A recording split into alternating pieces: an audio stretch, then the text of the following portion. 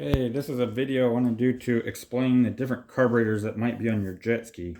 So this one here is an older Mikuni, and it actually has this rubber that you could kind of swap out, but this is what they call the round body. It's got the round, as you can see on the front.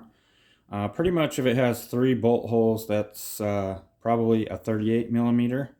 When you measure a carburetor, what you want to do is use calipers and measure the opening on the bottom to see what you've got. So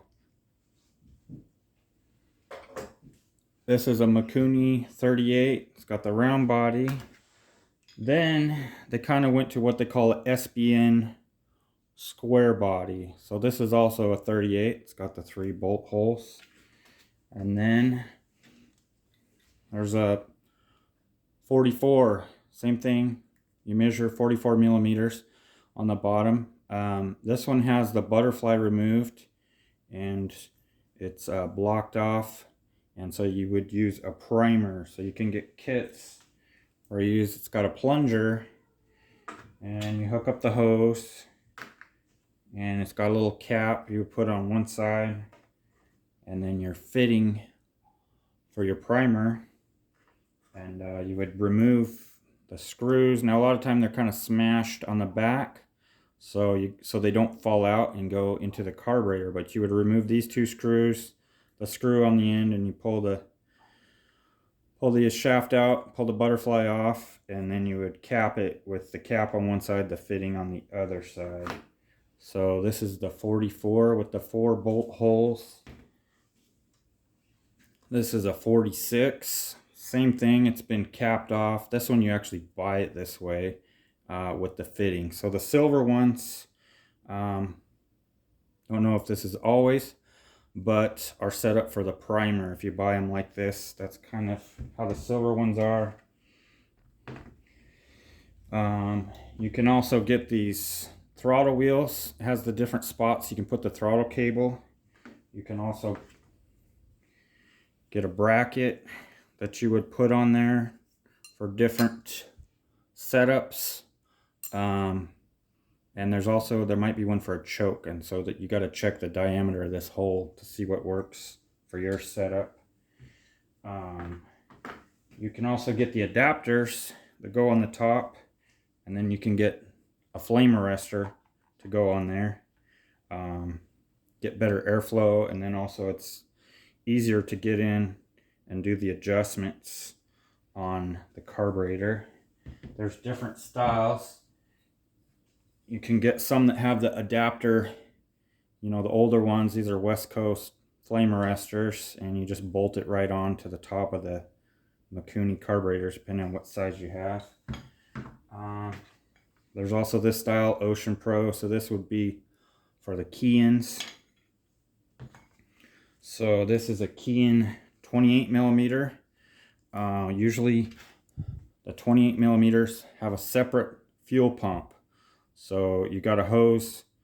Let's see, this one is labeled pulse. It's got this tiny little symbol, kind of looks like a figure 8 almost.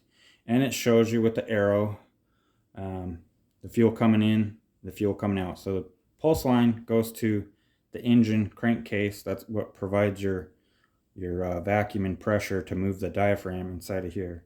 So this is a 28. This one is a 38, and then it has the fuel pump right here. So if your carburetor has 3 fittings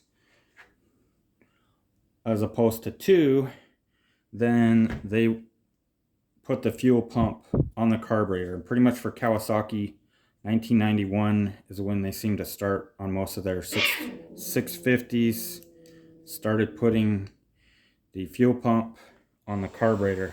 Now this one is pull down 38. This is a 40 millimeter. Same thing, you measure the bottom, has the fuel pump built in. This one has the butterfly removed, doesn't have the primer set up yet. So some of them are pull down. So on the SX, 650 SX, it pulls down. On the X2, it pulls up, and this would be the 40 millimeter. 1994 and 95 for the X2s is when they went to the 40 millimeter. I think 94 in general for the 650 Kawasaki's would be the 40 millimeter. And then this is off of a 750 SS, the sit-down one, 40 millimeter. Still has the choke. So this one is a pull-down style. And this would be a set of duals. You can put this on a 750. You can put it on the small pin or a big pin. 96. They seem to start putting the big pins with the dual 40 Keen carburetors. Here's some intake manifolds. So this shape right here, if you see this is pretty much your 28 millimeter carburetor. Goes on there. Then in 91, you got this shape. Looks more like 3 circles. That's what you would put the 38s and the 40s is on this style. You can get an adapter. This is actually a 750, but if you want to go to Mikuni, you can get an adapter and it bolts on here, and then you kind of use a Dremel and some bits and open it up so you don't have any restrictions, and that allows you to put these Mikunis on the Kawasaki intake manifolds. You can also get an aftermarket. This one's a West Coast, so this would be the 44 millimeter opening, and so you could just bolt your 44 millimeter carburetor on there. So this one is what they call a 750 small pin. It does not have 2 bolt holes here, so this would be a single. This one's been powder coated. Doesn't have the bolts here, so that's a single carburetor. So this would have come on a 750 sit down. And then let's say you wanted to put a 46 millimeter on this intake. This is actually a 46 millimeter carburetor. You get that adapter. It's like 40 bucks right now. And open it up. You want to make sure anytime you're getting rid of your oil injection, you cap off these intakes. You don't want to air leak. So anytime that you get rid of the oil pump, get rid of this. Don't use this for the primer. The primer needs to be up above the butterfly. Otherwise, it'll cause problems. Again, this would be a 750 small pin. There's no bolts here. There's 10 bolts, and this would be the dual carburetor. So you can run the dual carburetor key-ins with this intake. And then this would be a big pin. It's got 12 bolt holes, these extra 2. So you could run your dual key-in carburetors on a big pin. You can actually bolt this up to a 750 small pin and just not use these 2 holes. You could also, if you wanted, you can remove the studs from a 750 big pin and you could run a single if you wanted. So they're a little bit interchangeable.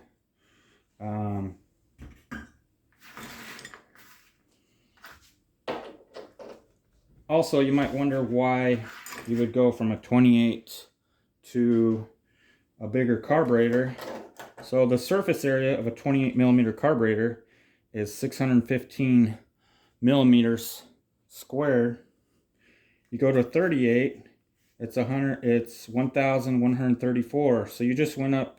Your increase is going from a 28 millimeter carburetor to a 38. Your surface area just increased 84%. You go from a 28 to a 40, you increased it 104%. You go 28 to 44, you increase the surface area 146%.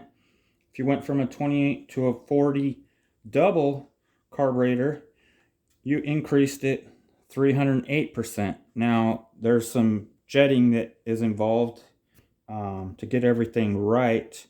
But that's one reason why people are getting rid of the 28 millimeter and go to a 44. Is going from a 28 to a 44, you increased your surface area 146%. So that helps get more air and fuel quicker into your engine. So also when you're rebuilding a carburetor, you want to get a pop-off tester, and you have the front of where the needle and seat off, and you need to cap the return line, and then you hook this up to the fuel line in, and you want to see what pressure it pops, and you want a nice clean pop. You don't want the needle to sit there and bubble. That means the O-rings are probably leaking. So you want to get a pop-off tester, and you want to use a quality rebuild kit with good gaskets. Try and get the genuine either Mikuni or Kian gaskets when you're rebuilding your carburetors, especially when you're running ethanol fuel. It tends to dry out the rubber, and that diaphragm in there that pumps the fuel gets stiff and doesn't want to start as easily and gives you problems with the running. So good original gaskets and the proper pop-off for your carburetor. A lot of times when you're rebuilding your carburetor, you want to keep your original spring that's in there. The kit might have different springs that come with it depending on if you wanted to change something, but you need to know what you're doing if you change the spring. Normally I try and keep the original spring, put the rebuild kit in it, and then check your pop-off to see if it's where it's supposed to be.